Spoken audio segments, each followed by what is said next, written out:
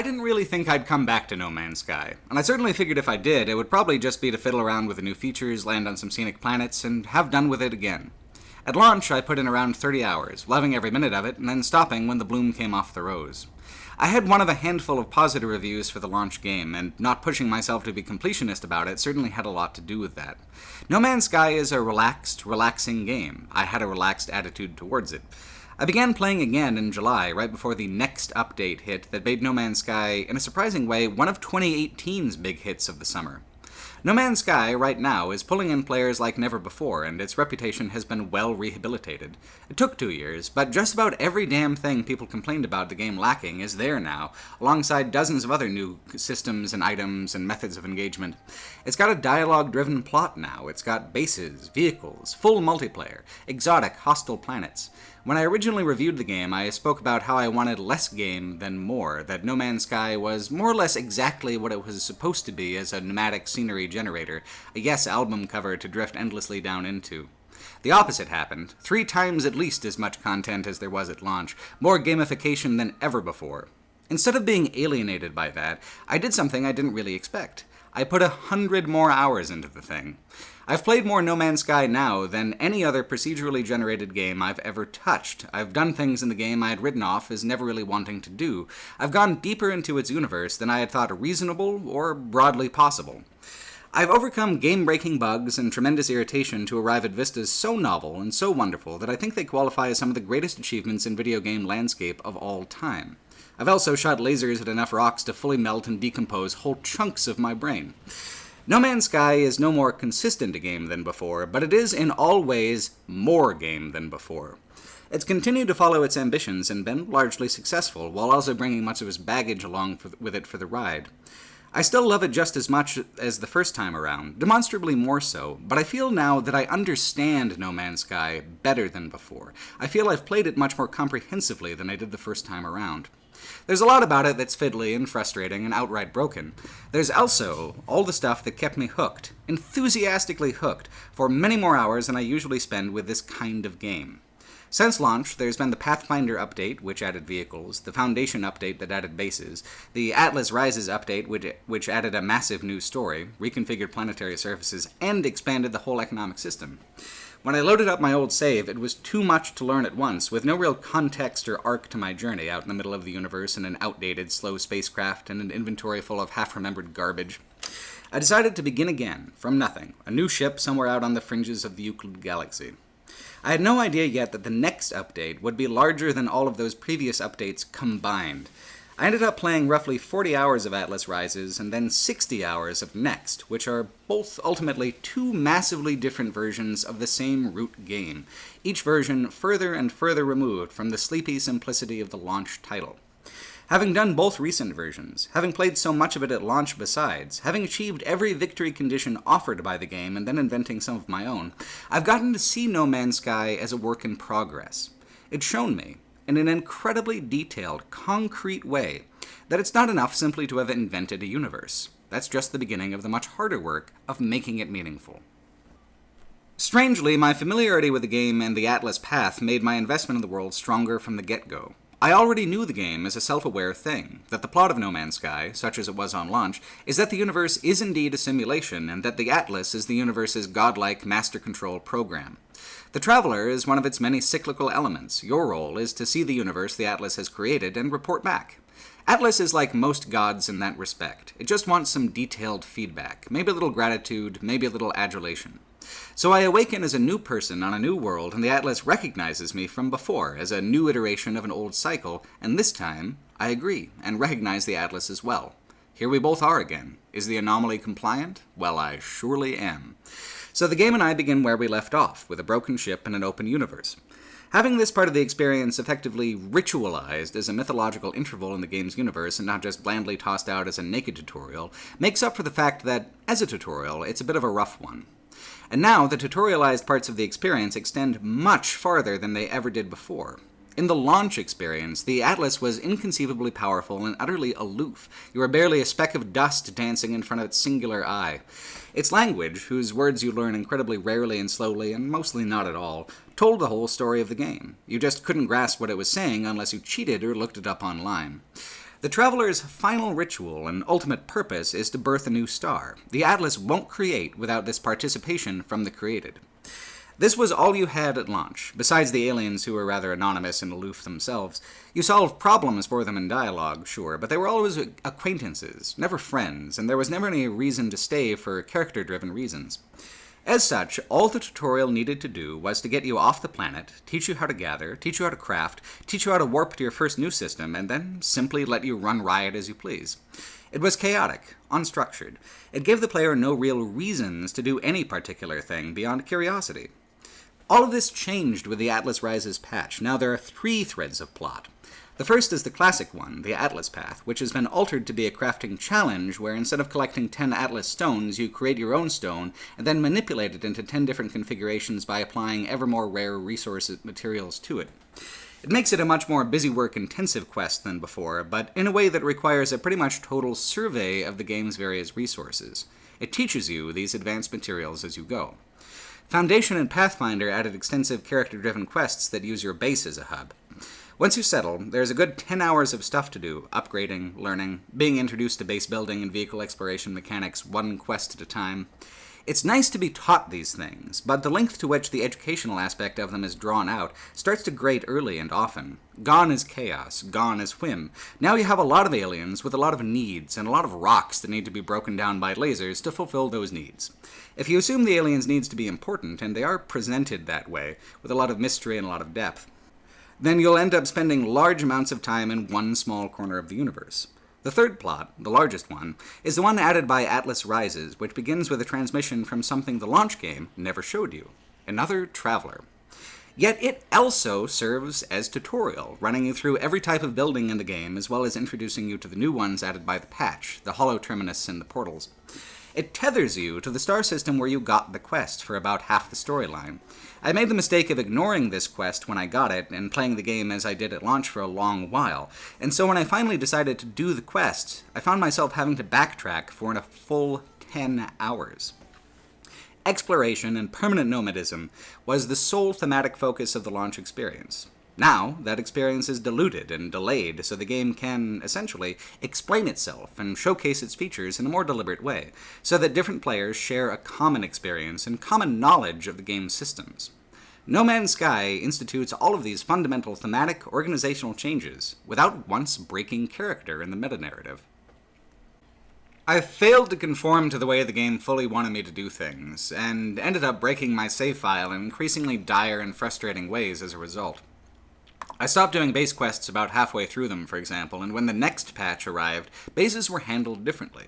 In Atlas Rises, the game chose a spot for a base for you. Each planet only had a few locations to choose from, and then a very limited build radius once you're there. You can only have one base. And next, you can have 16 bases, anywhere, anytime, as weird and wild as you please. So all the Atlas Rises bases were packed up, and a quest for restoring the base was given. That quest removed all the pending base quests from my log, with no way to resume them. So I never got the trading terminal, etc. I still have the circuit board I crafted to give to my construction overseer, but he will never again ask me for it or teach me anything new, so it just gathers virtual dust. Had I simply ground out all the quests in a timely manner, I'd have been fine, but I didn't want to settle down. I wanted the stars.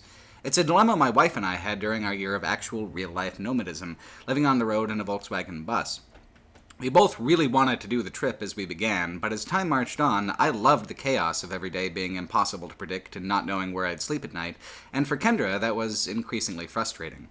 When we stopped for the summer in Gunnison, Colorado, and rented a backyard parking space, she thrived, swimming every day and getting to know the town, but when we hit the road again, she felt stagnant and came to the conclusion that nomadism just wasn't for her. She wanted a job, a home, structure, something that's yours, that you can hold on to.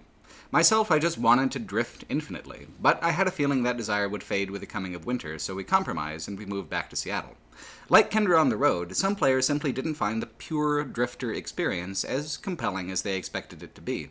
After a certain point, a lot of players wanted something they could keep and hold on to, some way to more creatively engage than simply beholding the creation. Foundation, and to a lesser extent Atlas Rises, are updates for and about those players, but for players like me who want to go and go and go and drift deep into the hidden unknown depths of the thing, it's all a bit limiting and tedious at first. The writing itself is pitch perfect, incredibly well suited to the classic paperback-era sci-fi the game is riffing on. It is the structure of this story that I'm somewhat criticizing. The way the game says, "Wait, stop, I have more to tell you before you go." I'd gotten used to hearing lore on my own time, had gotten used to the game's cryptic, staccato exposition. Now, not only is the exposition concrete and extensive, but the Atlas itself is framed in a new way. It is also mortal, also fallible. The Atlas is dying and scared, and the universe is changing in response to its rising panic. Whether you can do anything about it is unclear, but your relationship with the god of this place is immutably changed. At launch, only Nada and Polo seemed fully aware of the artificiality of the universe. Now, many beings are, and it's suggested that you complete the Atlas path not because it's your purpose or your destiny, but because to do so would comfort the Atlas, give it a moment of creation as it fixates on its own destruction. The Atlas before, at launch, was cold, unknowable, truly godlike. Now it's a character, one of several, the most powerful, the most important character, yes, but not any longer a deity, and not any longer a divine mandate to explore either. I wasn't really ready for how No Man's Sky went from being a game about 18 quintillion worlds to one that can wrap up in 24 systems, if you let it. In the story, there are 3 other travelers with whom you have extended contact, and each of the 3 offers a kind of template for how to engage with the universe. One of these beings is called Null, a strange intelligence who had been trapped between worlds. Null is the first traveler, and like many religious figures in origin stories, he fucked up pretty badly. The Atlas mentions him before you meet him, and he's reluctant to admit who he is and what he is. The game tells a parable of a traveler who was obsessed with fulfilling his destiny. That traveler would see every single one of the 18 quintillion worlds, or die trying. Obviously he died trying, right? Well, nope, he didn't. He committed unthinkable acts of murder, desecration, and theft. He replaced every organic part of his body, he sacrificed everything he was, to become the one being who saw what the Atlas saw, who saw everything. Null is the only creature to ever 100% the game, in a flatly literal way. Null represents a completionist approach to playing the game, and the game says, by way of this internal myth, that to be so completionist will just lead to frustration and madness, that it is not only effectively impossible to do so, but also, on a deep level, pointless. When Null goes before the Atlas, having become what he is and having seen all there is to see, the Atlas does to him what it did to the player who reached the center of the galaxy at launch. It took all that accomplishment and zoomed out, showing the scale of the thing, before pivoting to a new galaxy. For this first traveler, he got to see universe after universe, all the concurrent simulations of the Atlas. There have been well over 1 million people actually playing this game at once in the real world. It's a literal fact of No Man's Sky that there are 1 million concurrent simulated universes. The first traveler took this as the Atlas mocking him, but that's just his pride talking. And the time it's taken Null to explore his one universe, to destroy his person to complete his destiny, the Atlas has seen 1 million other universes live and die. The only being who could ever even give a good goddamn what Null accomplished is the Atlas, and it doesn't. At all. You can't beat the universe. The universe simply is. To adopt a completionist adversarial relationship to it, to think this particular game is one that can be beaten or mastered, is to waste your own time and drive yourself crazy. This is the moral, mechanical lesson of Null's parable. There is simply too much to see, too much to do, and to try to have it all is to take too much. Although it's a little on the nose, Null even says, "The sky was mine." The guy's even missing the point of the title screen in his attitude towards creation. In fact, Null acknowledges that his actions may have been, essentially, the original sin of the game's science fiction mythology. An ancient plaque describes the first sin as when Null cut open a sentinel to parse its secrets. In doing so, he opened the portal network, he met the Atlas, and the Atlas told him of the 18 quintillion worlds he had yet to visit, that the traveler would never see them all. So the traveler tried to prove the Atlas wrong, and a critical myth was born. But which is the first sin, the curiosity or the defiance? The plaque only mentions the curiosity. The defiance came later. The plaque seems to regard Null's callous indifference to the drone's feelings or purpose as the actual root of his transgression. Null describes the sin differently himself. He says the primal sin is to abandon those that need you, but also that this sin is the foundation of existence itself. Later, he more concretely clarifies, the center of the galaxy, the ultimate quote-unquote victory condition of the launch experience, is the Atlas itself. In reaching it, the galaxy concludes itself and resets. Everything is lost. This is the one area of No Man's Sky myth where it diverges from the game's mechanical reality. The universe does not actually reset when this happens. You go deeper, you go to a new galaxy, but the one left behind is preserved. To complete the main plot and choose to do a galactic reset is functionally benevolent, where it's thematically weighted down the other direction, as a malevolent thing to do. Players who reached the center on launch found themselves in the Hilbert dimension. In Atlas Rises, players are spat out somewhere in the first 10 galaxies, either Calypso, Budulringer, the Hesperia's dimension, or Isentam. Weighting this decision so heavily makes it easier to refuse the Atlas when it asks for the hard reset, which lets you stay in the Euclid galaxy if you want to. It makes it seem selfish to go deeper into the simulation. But deeper is the only direction I was interested in going, far away from Euclid's burgeoning player civilizations and back into the true frontiers. If Null had sinned against creation in his gluttony for discovery, I suppose I must be some kind of sinner myself.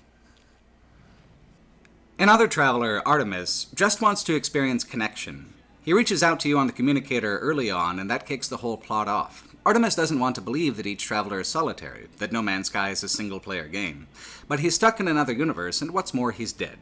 When the player dies and respawns, each death is registered in your new generation of yourself, from 0 to 1 on the first death, and then +1 for each subsequent death. You really do die. You're a whole new instance of yourself when you respawn.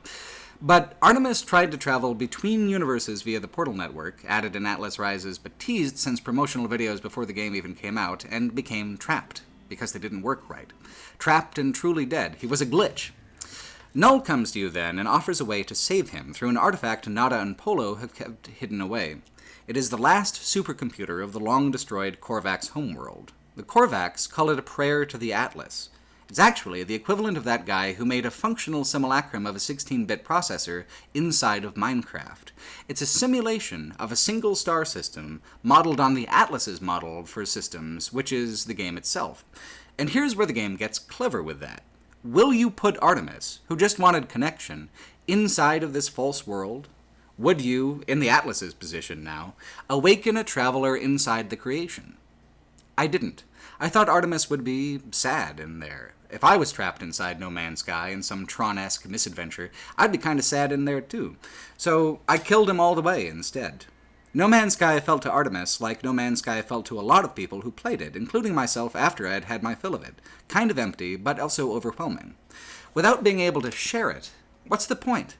The slow creep of multiplayer into the game is something canonized into the lore of the game itself, and that starts here with Artemis and their refusal to accept the game as a necessarily lonesome universe. Null calls it a dream that we could meet and become more than ourselves. A lack of actual multiplayer support at launch was one of the huge reasons people got so angry at the game. They felt No Man's Sky had promised them a connected experience when, at launch, it was really only a single-player game where people could see traces of other people's passage, the flora and fauna they discovered, the planets they had named. On launch day, the improbable happened, and 2 players stood on the same spot while being completely unable to see each other or interact in any way. It was the event that kicked off the most heated few weeks of backlash towards Hello Games, that failed meeting that proved to some people that they had been in some way lied to by proving an absence of a presumed feature. So imagine my surprise to find that the plot incorporated all of this into itself. Artemis is dead in another version of the universe, their own instance of the game world. The third main character, Apollo, even notes when he tries to find you that the two of you are standing in the same spot, but unable to see each other or interact in any way. The whole kerfuffle about wanting multiplayer that wasn't there is now part of the game's lore and mythos. More, there's even an in-game prophecy about the boundaries between worlds breaking down and the travelers finally meeting. This day, Unification Day, was actually celebrated by players and led to a very peculiar war of world naming, as chronicled over on Kotaku by Jada Jackson, who's been covering the No Man's Sky beat for long before the resurgent interest in the game following the next update. More, Atlas Rises contextualizes this weakening of the boundaries between worlds as a function of the Atlas's death throes. That the boundary failures will get worse and worse, and as a result, more and more travelers will come into contact with each other.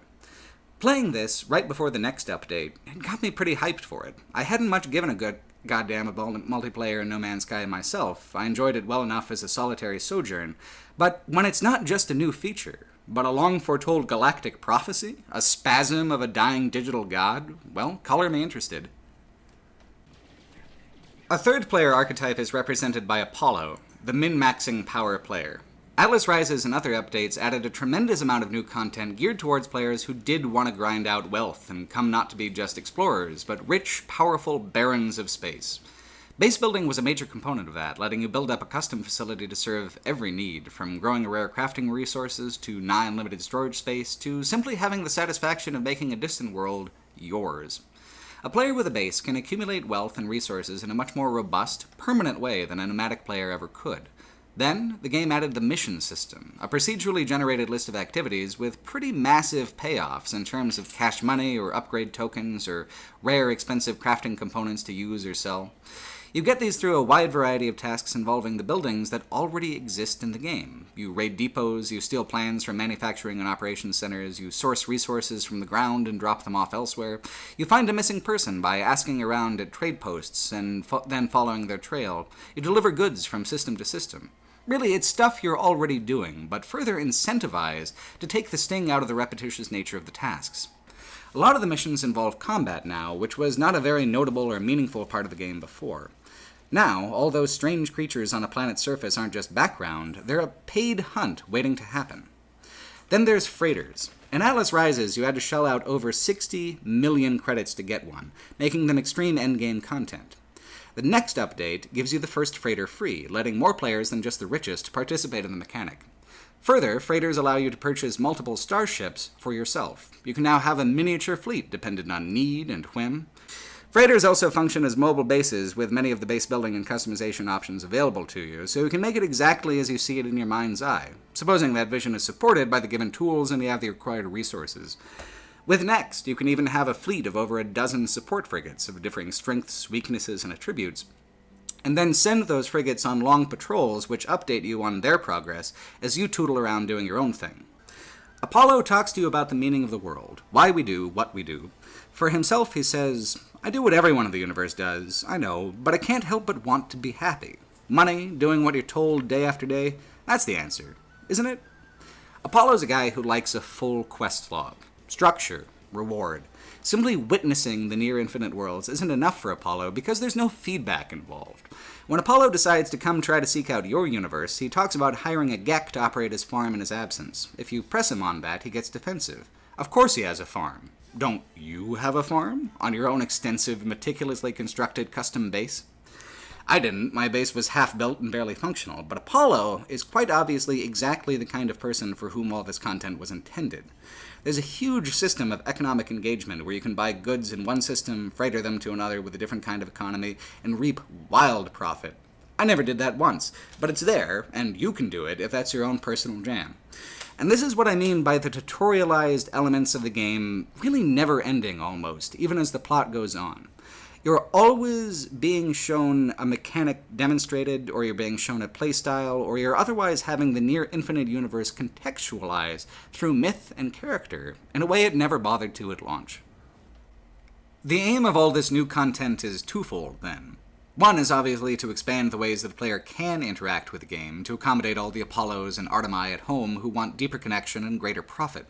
The second, and this is the most remarkable thing about the whole big long saga of No Man's Sky as an artistic work and a consumer good both, is that Hello Games found themselves having to solve an existential crisis for their players, and they decided to do so by using myth and story to explain and contextualize the world so that players could understand what they were humanly able to accomplish within it. A lot of games play around with religion in thematic or structural ways, often in fantasy RPGs. Video game Pantheon can explore the idea of what polytheism looks like as a norm. Dragon Age, for example, asks what happens if a monotheistic religion is demonstrably true in parts. Knights of the Old Republic explores the Force as a cosmological and moral construct, first straight up and then in a deconstructionist way in the sequel. All of those are riffs on the means and methods and fascinations of religious thought. No Man's Sky is unique in that its mythology is necessary and meaningful for the exact same reason and in the exact same way as real-life traditions, because an infinite unknowable universe with too much to do and no guidance in how to do any of it is fucking scary and confusing, and only by grounding it out in stories and frames that have a human context does it begin to feel comfortable and make sense. What do we do with our lives? Why? What does it all mean? How's this all supposed to work anyway? These are questions we have to answer about our lives in the real universe, the actual universe. I don't know if Hello Games realized at first that if they made their own universe, their own little prayer to creation like the Korvax Homeworld's relic is a prayer to that creation, that it would necessarily have to answer these same questions, but from the context of a $60 piece of entertainment that's in competition with the unknowable and near-infinite universe that we all already have. And at launch, it didn't attempt to answer these questions very much at all. It had a short mechanical tutorial, and that's it. So on top of the outrage over being more limited in design than many thought it was going to be, No Man's Sky was going to inevitably cause a personal moment of reflection where every player asks, man, who am I and what am I doing here anyway? And there wasn't any guidance from the game on how to resolve that. Myself, I put in 30 hours and then went back to an unsimulated universe because I was there in No Man's Sky to satisfy my curiosity, and eventually my curiosity was satisfied. But it's a long way off from most games, and even where they don't provide linear experiences, at least those games provide directions, goals, and a way of judging when you might be done with it. Atlas Rises takes the first 30 hours of play and crafts from it an experience that feels much more in line with more familiar games, where there are multiple clear stopping points and defined systems of risk, reward, and power scaling. More, it uses its story to explain, in a human way, in the language of myth, how a person might find their best engagement with a game. Null is a cautionary tale. Don't go nuts trying to see it all. You can't. Artemis is an apology and an acknowledgement. We know you wanted to reach out to other people, that simulated isolation is boring and stagnant. You wouldn't trap him in a simulation alone, would you? That would be cruel. But this is an artificial world, and sometimes these things just don't work like you thought they would work. It's an imperfect simulation. Expect some jank, maybe even some fatal jank from time to time. Apollo is a familiar type, in forums, in comments, in Steam reviews, the kind who wants to know what the game wants from them, and then go absolutely fucking bananas being the best at doing those things. The Atlas and the world is artificial and false, and inherently without any meaning besides what you put into it. You can't put that on the back of the box, not exactly, but you can explain it with stories. The parable of the first traveler, the dilemma of the Korvax relic, the tragedy of Artemis. Instead of a manual, there is a gospel, the gospel of the Atlas. Follow the path, hear the words, and you'll not only learn how each structure and activity in the game work, you'll also have a frame for why you might want to do those things at all. You'll have a context for drawing meaning from them. No Man's Sky could function without players at all. It's part of the concrete lore that the universe did indeed work better and more peacefully before the travelers existed. Yet, you're here. What does it mean to you? What can it mean to anyone? A character in Travel says that the divine is present even in nanite clusters, the upgrade currency you've probably been reflexively hoarding and spending for hours. They are pure code, a fragment of the Atlas, a fragment of the divine. The being says, existence is beautiful, if you let it be. Life is not a question, there does not need to be an answer. It's not enough for No Man's Sky to simply teach you how to play. It's too vast and too ultimately purposeless an experience. It has to explain that a purpose isn't something that the game will explicitly give you, that the player must find the beauty and the meaning in the world for themselves. If they can, the frontier will never end. If they can't, then at least the game was honest and direct with them about it. Really, not understanding what the game is supposed to be has always been at the root of the controversy surrounding it, and the divisiveness surrounding it, and lack of communication has been one of the things people most criticize the developer for.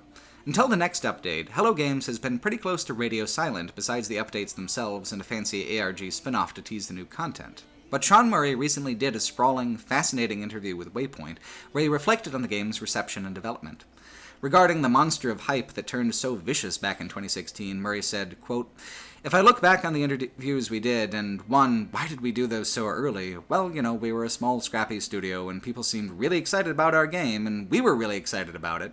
People that we really admired wanted to talk to us about the game. We were like, great, we like talking about our game." Looking back, that was naive, and it was naive to talk so excitedly about the game. It was naive to think that we could talk about features that were in development. We were showing people demos, they were playing them, and we were talking about things that they had just seen that we knew as developers were like, oh, this is a 5-year development on this game. Obviously, some detail of this will change, some things big and small. This is a really innovative game. Obviously, it's going to change. And that is not obvious, right? End quote. In the time since, Murray says, he's let the game itself do the talking, let the heftiness of the new content show how committed they are to the vision they described back in those early, excited, perhaps naive interviews. I think the game's plot, and the openly metatextual experience the plot provides, is heavily influenced by this feeling. The way the plot is, the game explains itself in a more comprehensive, gentle, and memorable way than any manual, marketing material, or interview could explain in their language. What No Man's Sky is, exactly, why a person might like it, is a fluid and predominantly subjective thing. Explaining it as a product, using marketing language, is always going to fall flat in actually describing the thing when the thing is such an artistically fringe endeavor. So, Hello Games doesn't use that language like they used to. They don't speak in those circles quite the same way anymore. Instead, they've used myth, metaphor, and character to explain the game while you play the game. And in choosing their battlefield this way in the war for understanding, I think they've finally found a way to finally make the players feel as if the game is being honest with them. To make them feel as if the player knows the thing for what it is and not what they expect or imagine it to be. Reviews from new players or players who have come back after a long while are hugely more positive than they were at launch. It's simply resonating more. What's changed? It's not the mining. It's not the fundamental nature of planets and stars, not the rhythm of collection, exploration, and curiosity. What changed was that the game took the player by the shoulder and said, wait, before you go, there are some things you're going to have to understand about what all this even is. 30 hours is a long time to spend on that, on the Gospel of the Atlas. But without it, I'm not really sure I would have put in the other 70 hours. So that was my time with Atlas Rises. I did the new plot, I did the old plot, I wound up in Isentam, the 10th galaxy of 256, and the first of the verdant galaxies, which are rebalanced to have more lush and paradise worlds and less dead ones. I'd recently found a ship that gave a 60% warp boost, and it could leap over 1,300 light years in a go. I was considering a run for the center of the galaxy, the old original goal that I had never previously bothered to commit to. It wouldn't be too hard, would it? So then I went to my cousin's wedding in Oregon, and by the time I got back and the next update hit, damn near everything about this game had changed, and the vast majority of what I'd done outside the plot had been rendered obsolete and worthless in a moment.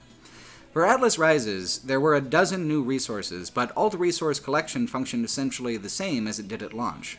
Next went through and changed the whole economy, renaming and rebalancing almost all the elements and inventory items. Now, buying upgrades with nanite clusters was more important than building them in your inventory. All existing upgrades, from Atlas Rises and before, like the ones that made my ship so far-ranging, were made obsolete, zeroed out, and turned into salvage items that yield a new inventory resource called a technology module and then a handful of nanites. In practice, you can buy much of what was lost with the nanite refund, but I didn't understand the new upgrade system and wasted a lot of nanites trying to figure it out. For every piece of tech in your ship, exosuit, or multi-tool, you can have 3 upgrades, C, B, A, and S. This is the ship assessment scale, but previous upgrades used sigma, tau, and theta to indicate power, and you could only have 1 of each of those, so I bought C, B, and A upgrades without realizing I could have just gotten 3 S-grade ones for maximum effect. It took me a good dozen hours of nanite grinding, but I eventually did re-upgrade my ship. It now went a measly 1160 light years, but that was enough, I felt, to do a run for the center of Isentam. I had read there were players there, and a small civilization. I'd never seen a player civilization, so it seemed like a win-win. I'd get to do the old goal and see the long-prophesized traveler systems. Plus, in addition to a complete and total overhaul of the crafting system, base system, upgrade system, and multiplayer connectivity, the next update also updated the world terrain generation system for the second time in the game's history. Atlas Rises had added a whole new category of biomes, the exotic planets. Next would add an even rarer class on top, the chromatic worlds. It would generate uncharted systems without any buildings or the safety of the space station. It would generate more flora and fauna, increase the draw distance to farther horizons, make forests denser, add clouds to the sky, and rings to the orbits of some planets. It doesn't look completely different, and much is familiar, but it's much sharper, brighter, and deeper than it ever was before. It was, even having played a ton of Atlas Rises, a massive shift that produced some jaw-dropping environmental results. It's small things, but small things accumulate into the total experience of a game like this. I knew nothing would happen of note by going to the center of the galaxy. The universe would be beautiful in any direction I chose, but only one path led deeper. It would ultimately take me 300 jumps and several game-shattering bugs and glitches to get there, but along the way, I would see the best and the worst of what No Man's Sky can procedurally generate for a player in a truly comprehensive way. The journey to the center is a lot easier than it used to be. When it works correctly, anyway. At launch, each warp drive upgrade only added 100 light-years of range, to a maximum of 400. Each warp cost a cell, which were expensive and frustrating to stockpile in any great numbers. At launch, you couldn't even stack the damn things. Then in Atlas Rises, the upgrade system allowed huge bonuses to the range of your starship. Now, in Next, you still need to build the 3 drive types to allow you to go to the different colors of stars, and then you also have to buy another set of 3 upgrades. Those upgrades, though, now include bonuses to warp gas mileage.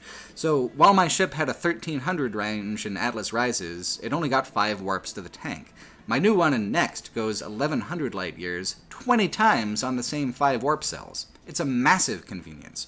The launch thrusters, previously only good for 4 liftoffs in a row, now also get mileage bonuses, which greatly increase the time between fiddling with refueling. A true quality of life improvement. It used to be that diving through black holes would break your equipment, but that no longer seems to be the case either. You can dive through one after another, after another, after another, making progress faster than any previous version allowed for if getting to the center is your particular jam with this game. Until the black holes stop working anyway. I'm not exactly sure what it was that broke my game, but I'm pretty sure that most of the troubles began when No Man's Sky froze and I restarted the computer while it was mid-hang.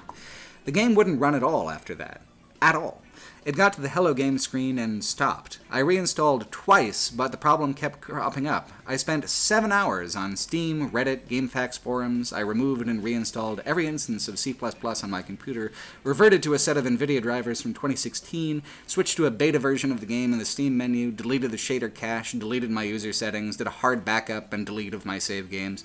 I don't know which combination of these things did it, or if it was all at once, because most of those things did not work in isolation to fix it. I wasn't honestly sure if I'd even be able to do this review how I wanted, because the game was, essentially, for a while there, bricked. But things were wrong with my game now, with increasing frequency. What happened to Artemis in the fiction of the game isn't wholly inaccurate to a player. I had been caught between worlds, been corrupted, and now I was cursed. Black holes were the next thing to really start malfunctioning. Here's the math of the center run. You have about 690,000 light years to the center. Black holes move you 6,000 light years closer, sometimes a little more, sometimes a little less. So you need to dive through a little over 100 of them to get there. In the grand scheme of things, it's grindy as shit, but not insurmountable. About halfway to the center, around 400,000 miles out, a black hole didn't work. I flew through it, nothing happened. Another 100k deeper, and it was 1 out of every 2 black holes that didn't work. Another 100k deeper, and it was just 1 in 10 black holes that did work. Now, what this means is a lot of flying around from black hole system to black hole system, wasting time and getting just incrementally closer by regular warp drive. By 125,000 light years out, it had been 30 black hole systems since one actually sent me anywhere. So I gave up. I stopped trying. I did the remaining light years the old-fashioned way. 125 manual fucking warps. It was boring as shit and absolutely awful, and I would never do it again. But I'm oddly happy to have told the game to go fuck itself when it tried to hold me back from my self-appointed goal. Defiance in the face of the Atlas and all that. The thing of it is, I wouldn't have had to do the center run at all if it wasn't for the fact that the game also stopped letting me collect the portal glyphs after my 4th one. You need 16 glyphs to use the mechanic, but when you do acquire them, you can dial up any system in the game that's already been discovered, Stargate style. Unless, like me, you can't. Going to the center the old-fashioned way was all I had left, and even then, it didn't work right. Just getting to the center was a technical ordeal and a buggy mess. Still, somehow, maybe in part because of that jank, it still felt like a capital letter video game accomplishment. No Man's Sky is a self-aware simulation with an mythology that incorporates its own jankiness. To have struggled with a jank and won is, bizarrely, a canonical part of the game. Whether that's clever or whether that's cheap, I'm not very sure. What I can say is that I almost never bother with a fundamentally pointless grind like this. And I did, this time, frothing at the mouth and endlessly warping in a petulant trance.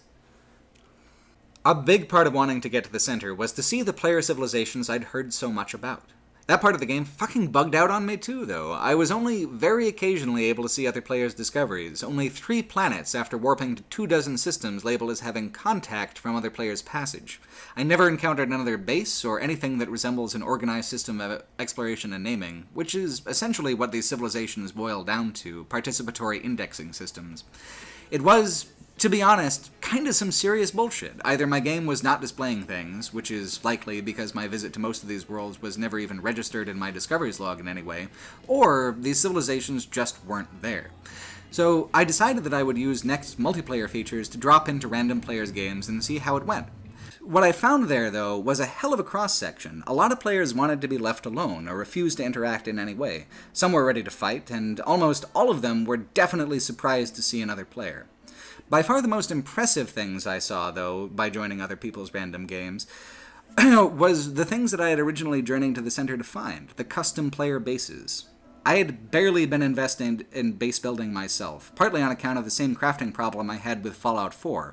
I use arrow keys to move, and the arrow keys are also used, without really being rebindable, for menu navigation, so I can't move and build at the same time. I never did figure out how to delete objects either, so accidentally clicking and building a giant unmovable box in front of my scenic vista was kind of a disincentive for me to use the system.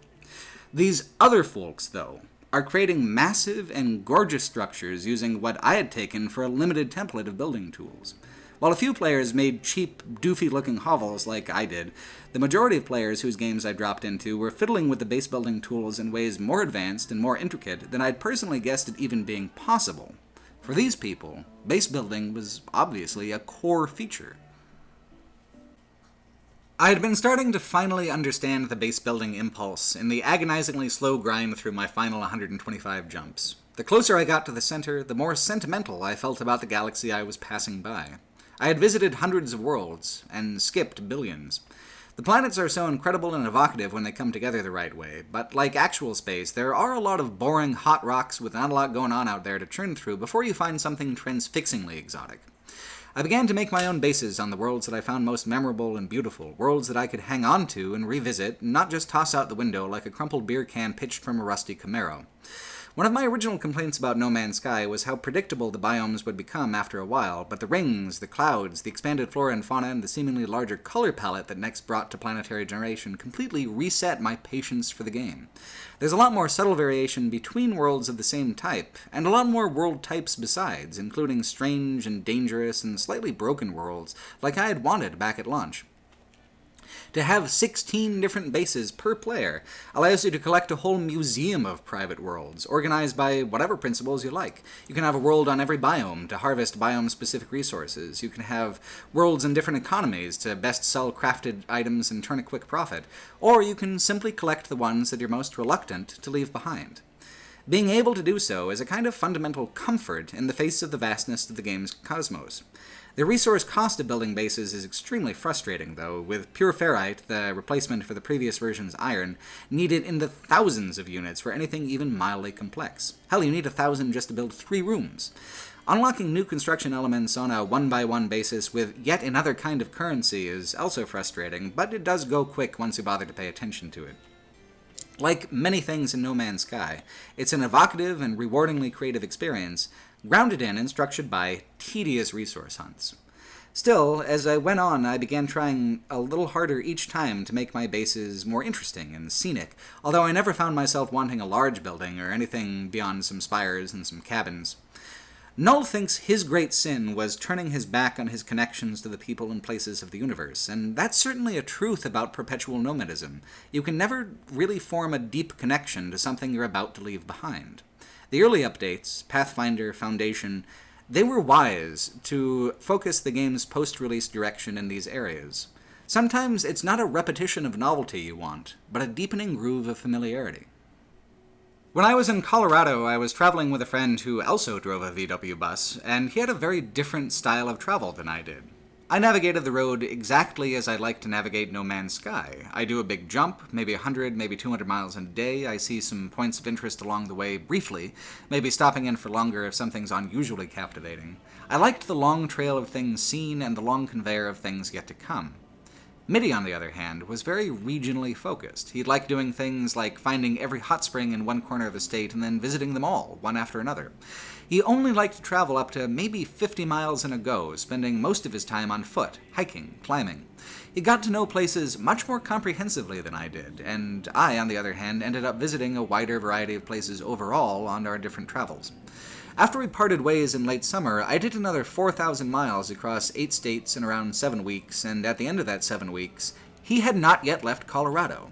He was also traveling the whole time that I did, but within the nooks and crannies of the deep woods and backroads. Meanwhile, my wife, on the other hand, was dreaming of a home to put down some roots in. The road provokes a different kind of response in everyone, and the longer a trip goes on, the more clarifying and polarizing it becomes regarding a person's attitude towards travel itself. Perpetual nomadism is an itch that ultimately not that many people need scratched, and even then there will be disagreements on how you're best supposed to go about doing it. No Man's Sky, by virtue of its structure and its scale, provokes the same dilemmas and differences in opinion as the real world does regarding nomadism and existential self-justification.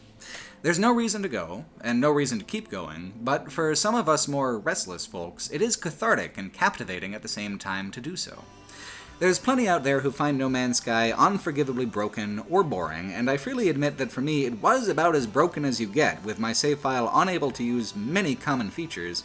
I'm just willing to forgive it and work around it because this game is a game that ends up transcending all of that noise and frustration for me for how well it scratches a deep, gnawing, personal itch for me.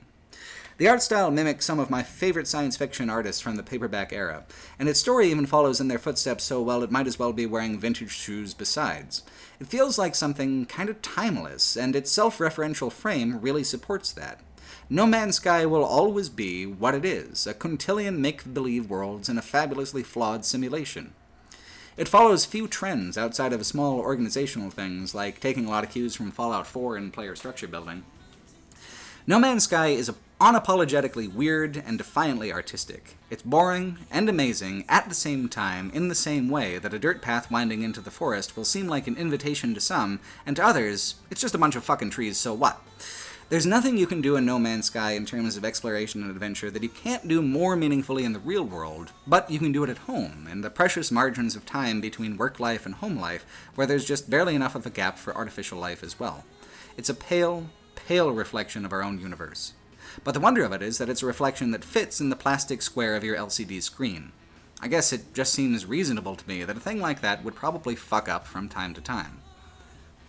In the Atlas Rises plot, you learn the Atlas has 16 minutes to live, but you don't know what that means relative to how you perceive time as the traveler. If you complete the Atlas path, you craft a thing called the Heart of the Sun. Besides being a sly yes reference, it's used to construct an item further called Remembrance. Remembrance uses the same icon as the Atlas seeds did at launch. Remembrance is a legacy of previous versions of yourself, of previous versions of the Atlas, of previous versions of this fucking game. Remember, each patch is technically a plot event. It used to be that there was nothing much behind the sealed doors and space stations and planetary buildings unlocked by the Atlas passes. Now, very rarely, there are rogue data terminals.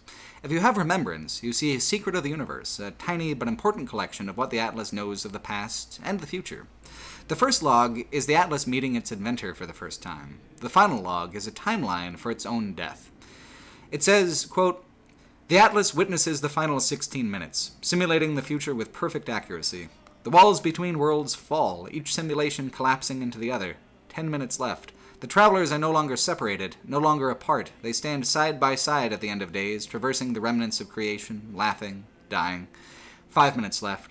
It witnesses its own self, the black hole ripping apart its world, its core systems almost destroyed. 1 minute left. And as it watches these moments leading up to its own death, towards completion of 16, something happens. Someone walks towards the Atlas, a figure in the darkness and in the light. It places its hand against the glass of the Atlas, and the vision ends. End quote. So within the game's mythos, the next update puts us at the 10-minute mark. Further updates will necessarily, if they're continuing this theme, which I'm certain they will, include greater distress and fear on the part of the Atlas. The exotic planets added by the Atlas Rises updates are beautiful, insane, but also self-evidently artificial and broken. I love the weather descriptions particularly. Thirsty rain, the winds of Atlas, temporal rainstorms. Impossible things, like in the late 60s, early 70s era of sci-fi, where hard science fiction was not half as popular as the kind that let their irrational, imaginative sides run wild and free. The Hex is the most extreme exotic type, an entire planet made up of metal hexagons with massive toadstool-like trees made from the same. On another exotic archetype, there are cracked slabs of smoked glass, and originally I'd thought this to be the world of razor-sharp glass the abandoned building logs had talked about ever since launch day. But now I'm not so sure. The glass in the mythology seems to be analogous to the glass between the Atlas and its creator, and the Atlas has a lot of powerful, deep-running worries and fears about that. Greater worry than a few shattered slabs would suggest, anyway. I think, perhaps, the mystery of the glass is one we'll only solve in the Atlas's final moments. Supposing Hello Games intends to get there, that is. But with this patch leading to a genuine commercial and critical renaissance with the game, I would be very surprised if we don't have 2 more years with this game being an active project left to go. Hello Games cares about this thing, whatever it actually is, and I expect that they will wish to finish it. In any case, these are the malfunctions at the 16-minute mark, these first set of exotic planets. So, obviously, they pale in comparison to the exotics added by Next, which sits at the 10-minute mark. The Atlas is having whatever the machine god equivalent of a panic attack is. The chromatic exotic worlds are not only more obviously artificial than the first set of exotics, they're also much moodier and artistically provocative. They're essentially emotional expressions of madness and fear by the Atlas. Even from space, they're hard to find, though. Sometimes you'll see a new label, like Vile Anomaly or Ultramarine, but often the way to find them is to look for what seems from above to be a verdant planet with oceans and grass, but is labeled as an exotic or dead planet. In Atlas Rises, exotics only came in the form of dead worlds. The only way a living world gets an exotic label is if it's one of these beautiful failures, the chromatic worlds. Once you get under the cloud layer and the planet's surface loads, the whole color palette is distorted in some direction or another. I've seen brown, black, red, yellow, purple, and most predominantly red chromatics, but I imagine there's probably more. They have flora and fauna like normal planets, but they also have some kind of plant or some kind of geological feature that's massively distorted and oversized. Sometimes that happens on non-chromatic planets as well. One of the most memorably weird worlds I found was one that was mostly ocean, except for a few scattered barren islands. One of those islands had a gigantic, sinister blossom opening to the sky on the side of it. No other animals, no trees, no shrubs, just this massive fucking plant, its tendrils waving in the light ocean breeze as the harsh white light shines down on it. Now, the game, or more mythologically the Atlas, doesn't really give any kind of solitary shit that this exists. It's simply a fluke of the math that crams different things together in recognizable combinations. And yet, the composition of the thing, an ancient, impossible, hungry space plant hidden in the unknowable depths of a faraway galaxy, alone and so impressive on its naked island, is such a classic little science fiction moment that it just blows my mind that these came together from random elements. This game has frustrated the absolute bejesus out of me on plenty of occasions, but these other moments of real discovery are worth it all when they hit you. Every chromatic world is an event like that. Here we see a similar plant in a whole forest of the plant. But holy hell does that black and red recolor make for a dramatic vista. A forest of evil black anemones and tall-bladed grasses, bathed in crimson as deep as the Atlas's eye. The whole planet is more sinister than anything ever included in the launch experience, and it's an important part of making the universe truly immersive to have it be that way. Here, at last, is a planet where you are obviously not meant to go. A sick planet. A corrupted planet. Take this Vile Anomaly. There's something about it that does truly feel oily, foul, and miserable. It's not just the shit water and the thick forest of cancerous megatrees, it's the way it saps the color from you, too. It's like the swamp of sadness from Fantasia, but thousands of miles across and hidden in an uncharted star system on the fringe of a nebula. To contextualize these moody, unsettling planets within the Atlas's panic and madness makes them even more fascinating to me, because even though they're as procedurally generated as anything else you find, you're essentially sharing a moment of sympathy with the Atlas if you're feeling the vibe of them. What does dying mean to a billion-year-old computer? As a character points out earlier, creation is the only language that the Atlas has. If the Atlas were to scream, it would scream with vomit-colored skies above a blackened, sorrowful planet of towering fungus. It would cry with spikes of dark rock shooting up from a desert floor into a sky of murky, pensive yellow. These places make a person feel unwelcome, but that makes sense. You're walking in on the Atlas having a bit of a breakdown. You can stay, build a base, harvest some resources, or you can politely back out and shut the door behind you. Not all the chromatic worlds are sad either, as it turns out. Sometimes the red comes paired with a vibrant blue, lending a more adventurous, curious feel to the landscape, even if it still contains many of the same distortions as the moodier planets. The best photo I ever took on any of the worlds I went to, I took on one such red and blue planet. Next photo mode is incorporated into the mercenary quests now as well, which challenge you to collect snapshots of different things and places, like a portal relic or an airless world. But the mode is also fun for simply taking some memories of these intangible, fleeting places with you when you go. There's a lot to it that lets you set up a nice shot, and if the scenery of the game is one of your favorite parts of it, the photo mode is almost as key a feature as base building. A lot of critics have been riffing on a short, derisive description of No Man's Sky as a $60 wallpaper generator, because, on a certain level, that is just unavoidably true. Generating pretty things is a lot of No Man's Sky reason for being. And that's actually just fine. There's already 1,000 games on the market you can play for a high score, for challenge. You can even play No Man's Sky for challenge on permadeath mode if you want to.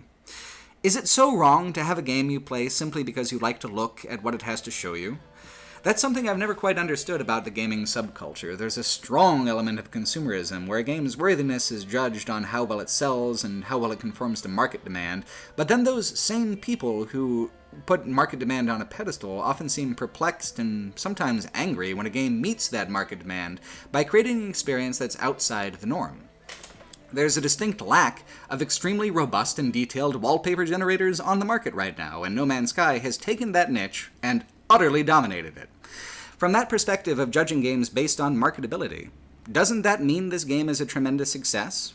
It was never going up against Destiny 2 or even Ark. It was doing its own thing and offering an alternative aesthetic experience to all of its peers. People keep telling me, for example, to play Metal Gear, and I just can't seem to care about those games at all. I'll probably never really play them, not out of any kind of dislike, but just because they don't catch my attention. There's nothing about them that makes me curious to see more. It's a love it or hate it world here in 2018. Indifference seems to make a lot of people suspicious for some reason. No Man's Sky is a game that'll provoke a lot of indifference. If you don't get it, if it doesn't resonate with you, that's a perfectly legitimate way to feel about the game. It's doing some outlandish, peculiar shit. It's got a tedious and intensive crafting system you have to deal with in almost every mode of play. A creative mode removes those mechanics, but also removes the game's structure for pacing right along with it if you do play one creative mode. There's a lot to dislike about No Man's Sky, depending on how these certain things strike you. I've spent, between this video and the original one I did, something over 2 hours trying to explain how I feel about this game and what playing it's meant to me. Can you imagine if I had to slim that down to a reviewer's summary quote? Weird and broken, 10 out of 10. When games conform to a strict format of how games are supposed to be, then I guess you could fool yourself into thinking there was some objective Consumer Reports-esque way of comparing them and establishing some kind of objective hierarchy, but that falls apart every time a game deviates towards something more polarizingly creative. No Man's Sky is completely at the mercy of whether or not you're picking up what it's putting down as a consumer good, but it's resonating with a lot of people. It's resonating with me, in large part because I've simply never seen anything quite like it, I have nothing to meaningfully compare it to, and I am consistently delighted by the things that it actually does. One of the chromatic worlds I found was purple, and the gigantic ring plants that had looked so sinister on other chromatic worlds suddenly seemed majestic. Fairy lizards with tusks and bee wings buzzed beside a pond in a thick wood, surrounded by lavender grass. It was a surrealist Eden. I decided to hunt the fairy lizards. I had a quest to murder me some animals, but that's not why I did it. I simply wanted to be an asshole in paradise for a moment. It was such a beautiful place. The animals were so goofy, and here I was running around yelling, "Come here, you son of a bitch!" The hunt for the fairy lizards wasn't something I would want a whole game about, not remotely, but here I was, the whim struck me, and I absolutely could do it if I wanted to, so I sure did. It didn't feel like a marketable gaming moment, something to put on the Steam store page. It felt like a private moment of personal absurdity. No Man's Sky is a hard game to recommend, not because I don't think it's worthy, but because without knowing who you're recommending it to, it's close to impossible to know if you're giving good or bad advice. I don't doubt it'll take approximately 2 seconds for the comment section to fill up with people telling me how, no, objectively it's a bad game and they were ripped off and everyone was ripped off, etc., etc. But what does this take away from the fact that I've put 130 hours total into it myself and have overwhelmingly good memories of the experience, even with a trashed and sputtering save file? It is what it is. Like the alien said, this bottle universe is not a question. It does not require an answer. Of course, there's going to be a time where you're going to want to stop. The plot introduced in Atlas Rises is actually particularly useful for giving the player a good stopping point because of how it'll run you through all the content in the game as far as content templates are concerned. Like the portal relics, they were broken for using them on my own, but the ones in the plot, they worked perfectly for me and I still got to experience the mechanic in some way. Once the plot is over, you're just running repetitions of things you've already done. Missions repeat, buildings repeat, biomes repeat, black holes repeat. There's 18 quintillion worlds, but they're balanced to make sure that no player actually loses out in their particular corner of the vast cosmos. Originally, at launch, that became a lot more frustrating. But now there's new ways to interact with old buildings, and a lot of new things besides. Like the crashed freighters. With your terrain manipulator, you can tunnel down to crates of valuable resources buried under the planet's surface in the bones of the old ship. On extreme planets, with the wind howling and the Geiger counter clicking, it's a vivid, salvage fantasy, overcoming the odds to recover what had been long ago lost. Ruins were always one of the more scenic buildings in No Man's Sky, but also one of the more boring. But now they double as a new minigame. At plaques, which are like mini monoliths, it used to be that they would only teach you language and history. Now, they show you the way to a ruin with buried treasure, if you prefer. The loot inside the treasure chest is always valuable, but more than that, the whole loot table is fascinatingly quirky. There are 1,000-year-old biological samples of foul, bloody eggs. You can find gorgeous clockwork oddities. You can find ancient biographies written in 2 different hands. There are more, I'm sure. The archaeological mechanic is one of the game's best new additions. It's not quite the same as the freighter salvage game. You need to find keys which are also buried nearby to open the chest. Sometimes they're on the surface, sometimes you'll excavate a whole buried tower with a key in its bottommost room. The curiosities are just that. Interesting junk. Yet no self-respecting paperback journey across the stars would be complete without an interval in the dusty hallways of a gone-away world. There's even ruins now of places that the player themselves might remember. Before the next patch, the space stations of the game had been unchanged since launch, but now they're larger and more open, filled with twice as many NPCs as before. Vendors have multiple stalls, there are offices, common areas. It's honestly much better. But Hello Games didn't just toss away all those old stations. You can still find a few of the old style, but they seem to have been rotting in space for a long time. Pieces of them are falling off and drifting away. Instead of a cool blue entrance to the flight deck, it pulses red, orange, a sickly green. Inside, all the lights are red. Foul growths cover the walls, like in the abandoned buildings.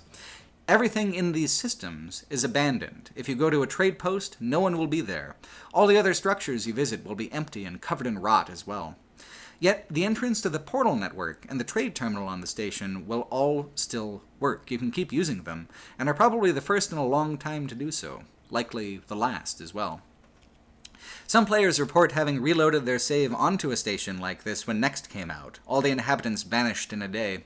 Awakening in one of them must have been quite the Rip Van Winkle kind of experience. It's another instance of the universe becoming more dire in response to the 16 or 10 minutes left to go before the Atlas dies. You can find these abandoned systems by building a conflict and economy scanner. If a system has an economy but no conflict data available, you've spotted one. If a system has neither, it's an uncharted system, one without the safety net of a space station at all. These uncharted systems have no buildings whatsoever, but they do have a greater chance of strange and upsetting terrain generation instead. The chromatic worlds pop up most often in them, and some of the most gorgeous paradise worlds I've ever seen were there in the uncharted systems.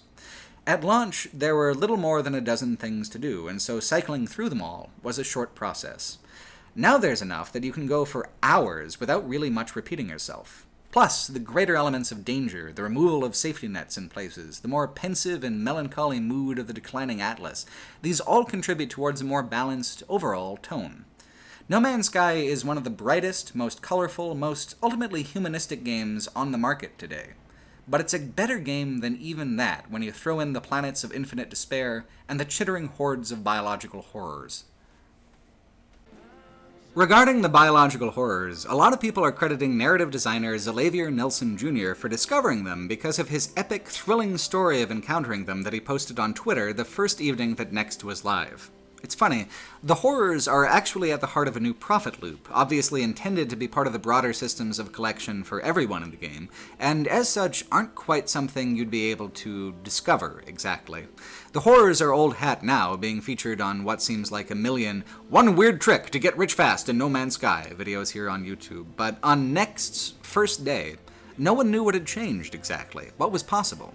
Xavier found this thing, told his story, and told it so well that he could probably get his name on the official Latin designation for these horrible star beasts if he wanted to.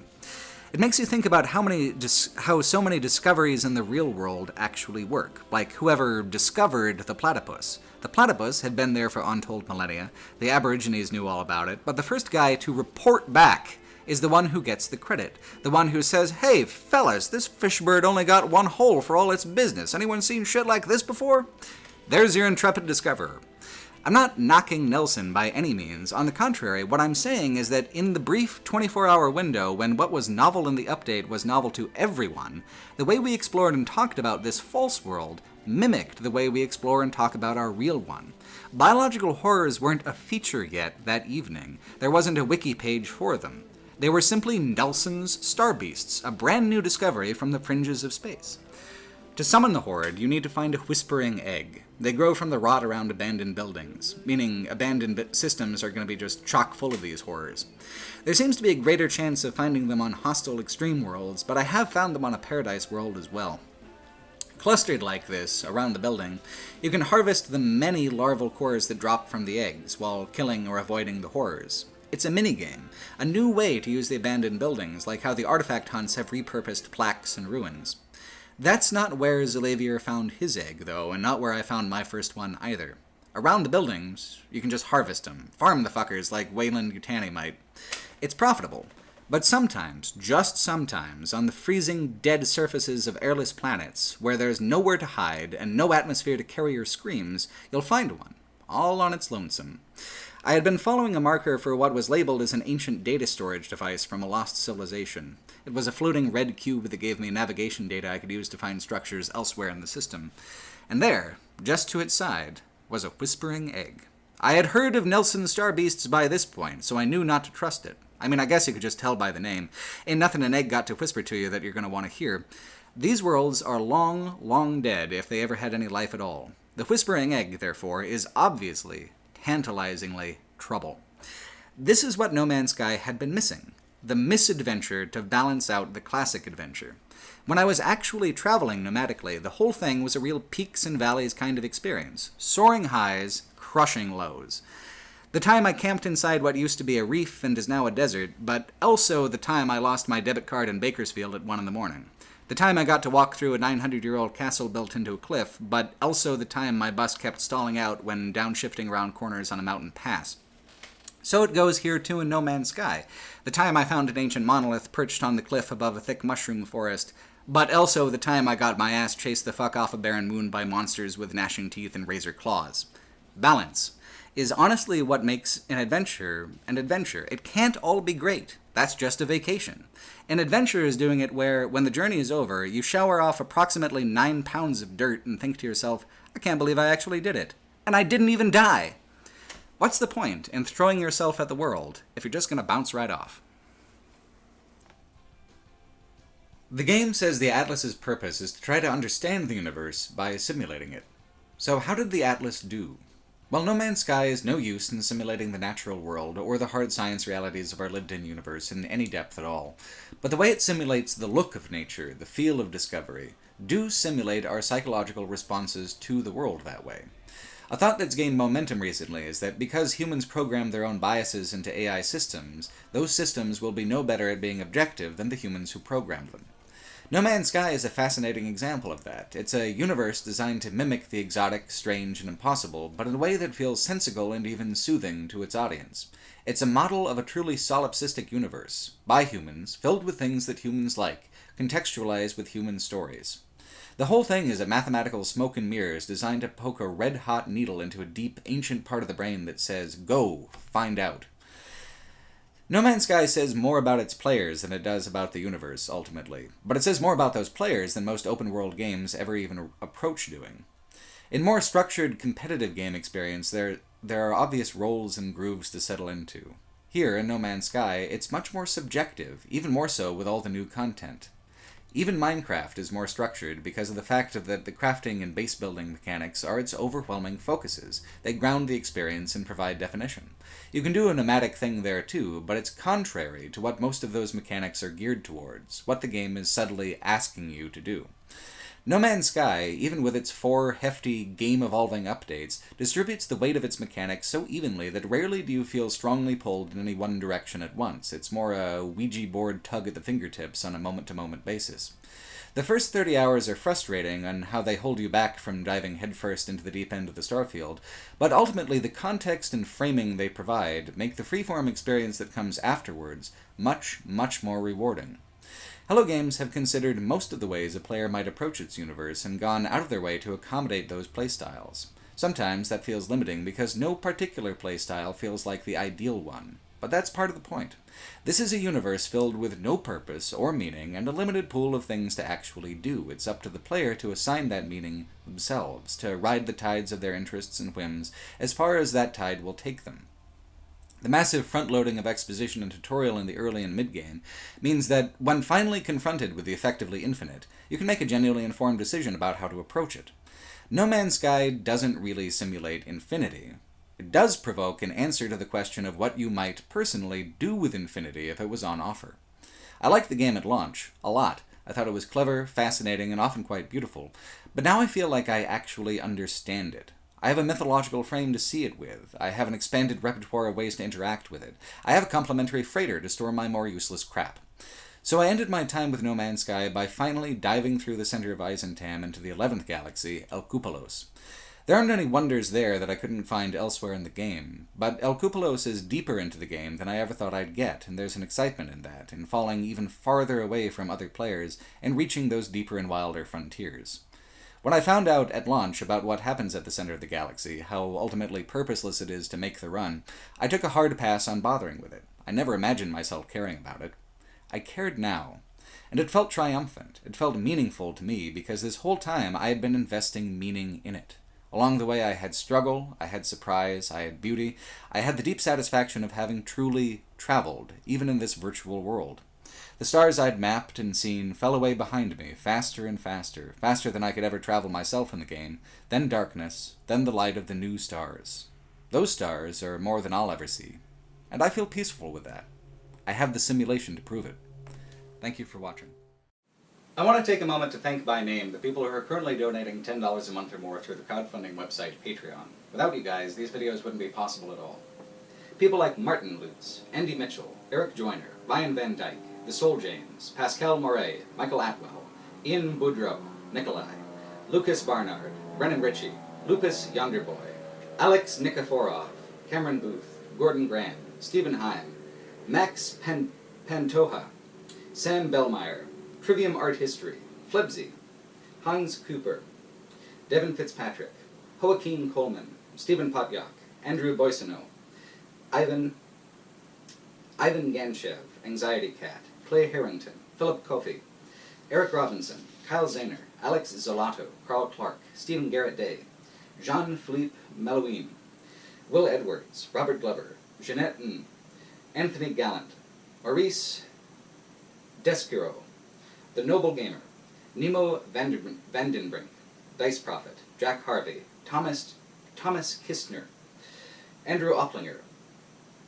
April, Gilosan, Will Wargrave, Noah, I know you're reading this out loud, Patrick McGanahan, Sebastian Pironi, Will Dobbins, Alexander Crons, Luke Murphy, Jan Hendrik Hansen, Tom Painter, Oscar Stangenberg, Edward Clayton Andrews, Tinfoil Pancakes, Samuel Procopio Xavier, Dominic Carlin, Kim Winson, Devin Vernon, Jacob McMillan, Tyzar the Carrion, Medal of Connor, Jody Warren, Elijah Nelson, Robot Ghost, Greg Mirliz, Aiden AK-47, Josh Graytack, Sean Weber, Andrew Bregeger, Hercules Johnson, Will Hooton, Cy, Cole Allen, Alexander Romanoff, Jesse Wilkeson, Alexander Opodu, Lucas Marcondes de Mora, Toadheart, Aaron Albach, Matthew Sutton, William Hans, Manuel Weidman, Zach Korpstein, Ryan Snyder, Lars Ingvar Anderson, Arturo Covardiaz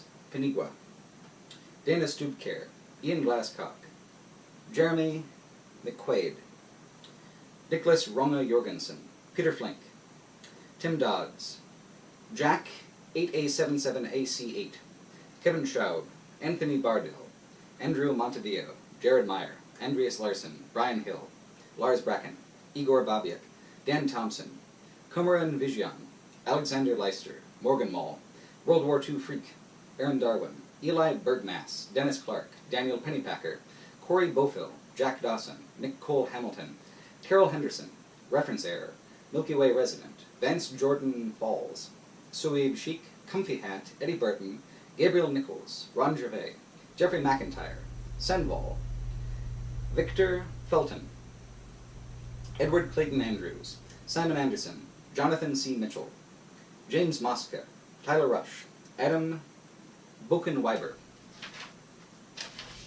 Dirk Warbrel, Low Beyonder, Brandon Boat, Matthew Mason, Galak, Josh, Dewey, Brian Blockelman, Chris Kaon, David Carlson, Sean, Jacob Siegelman, N.K. Jemison, Bobby Sims, Morton Sconning, David Betancourt, Josh Farkas, Ashley Rain, Nobody, Leo Neal, Chris Larkey, Tui Noon, Dylan Ball, Michael Coonan, Jeremy Sanders, C.E. Keane, Eric Jepson, Tyler Dowsey, Rowan Alexev,